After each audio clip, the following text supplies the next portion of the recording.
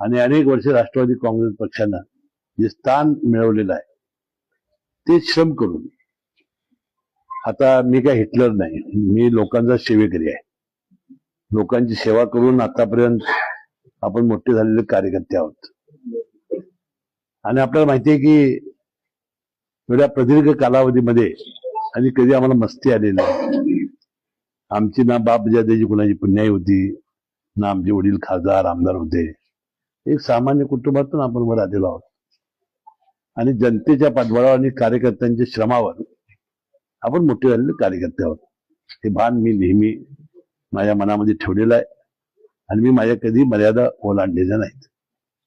मी आता जवळजवळ 21-22 वर्ष राज्याचा मंत्री आहे. सातत्याने मनात कुणाच्या असो किंवा नसो मी आमदार आहे, परंतु आपल्या बोलण्यात, चालण्यात, वागण्यात, कृतीमध्ये आपण कधी असा अहंभाव दाखवला नाही.